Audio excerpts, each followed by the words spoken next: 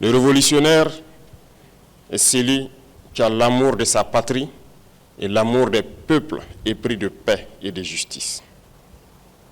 Et pour avoir l'amour de sa patrie, vous devriez aimer tous ceux qui vivent avec vous. Du moment que vous n'êtes pas isolé dans une forêt ou dans un désert, tout seul, sans être humain à côté, vous devriez, dans vos comportements, dans votre langage, par vos actes, de prêcher l'amour autour de vous, autour de votre communauté et surtout avec vos compatriotes. Et par-delà tout, vous devrez aimer tous les peuples du monde épris de paix et de justice. Et qui parle d'amour donc autour de soi, cultive forcément la solidarité, l'entraide et la paix. Ce sont des valeurs qu'un révolutionnaire donc doit incarner. Ensuite, un révolutionnaire doit chercher la connaissance. Un ignorant ne peut pas être révolutionnaire. Quelqu'un qui stagne, qui est borné, ne peut pas être révolutionnaire. Le révolutionnaire cherche la connaissance, parce que c'est par la connaissance qu'on révolutionne nos vies. Le révolutionnaire doit chercher à connaître l'histoire, connaître ses racines, connaître ses aïeux, ses ancêtres, d'où est-ce qu'ils viennent, quelle a été l'interaction entre ses aïeux et le reste du monde. Le révolutionnaire doit analyser froidement le présent, les actes et les comportements de tous les peuples du monde, des dirigeants du monde. Bien analyser le présent et comprendre comment il doit se comporter dans le futur. Voilà pourquoi je dis souvent, le révolutionnaire est celui-là qui cherche à connaître l'histoire, qui croise les données de l'histoire avec le présent pour pouvoir se projeter dans le futur. Tant que vous n'avez pas cette capacité de chercher la connaissance de votre identité, de vos sources, de vos racines, d'analyser froidement le présent sans émotion, vous ne pourrez pas vous projeter dans le futur parce que vous ne comprendrez jamais le monde. Et le révolutionnaire, c'est celui-là qui cherche tout type de connaissances.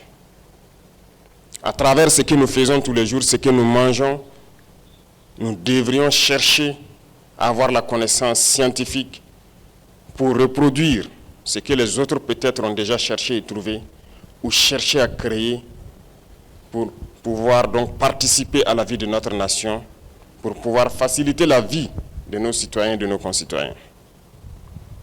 Donc, coûte que coûte, un révolutionnaire doit chercher la connaissance, qu'elle soit donc idéologique, politique ou philosophique, qu'elle soit une connaissance scientifique. Le révolutionnaire, en tout état de cause, ne doit pas être un ignorant.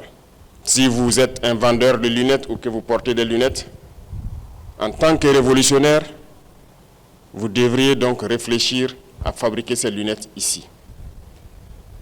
Si vous portez des souliers importés, en tant que révolutionnaire, vous devrez trouver les cordonniers et tous ceux qui vendent ces souliers pour qu'on puisse créer ici. Si vous êtes révolutionnaire et que vous portez une arme, vous devriez coûte que coûte chercher à fabriquer l'arme ici. C'est ça l'esprit de révolutionner.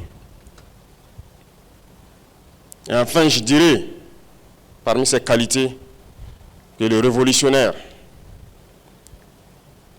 est cette personne-là qui, par-delà l'amour qu'il doit avoir autour de soi, qui, par-delà la connaissance qu'il doit chercher, le révolutionnaire est celui qui reste ferme face au peuple ou aux dirigeants qui cherchent à l'opprimer. Le révolutionnaire s'oppose fermement à l'oppresseur. Il s'oppose fermement à celui qui cherche à dominer. Il s'oppose à l'impérialisme. Le révolutionnaire s'oppose à celui qui n'aime pas sa patrie. Le révolutionnaire ne peut pas aimer un traître. C'est une réalité. Et le révolutionnaire combat ces impérialistes et ces traîtres à travers d'abord et surtout la force des idées, la force des arguments Et comment avoir la force des idées et des arguments? C'est à travers la connaissance qu'il cherche et qu'il acquiert, avant de passer à toute autre forme de combat. Être révolutionnaire n'est pas chose aisée. Ça ne se proclame pas. C'est autour de vous, par vos comportements et vos actes, qu'on pourra vous définir révolutionnaire. Un révolutionnaire ne reste pas sur des sujets superflus, sans chercher à connaître, à comprendre, avant de se prononcer. Les réactions épidermiques ne sont pas révolutionnaires. Les réactions dans l'émotion face à certains sujets ne sont pas révolutionnaires.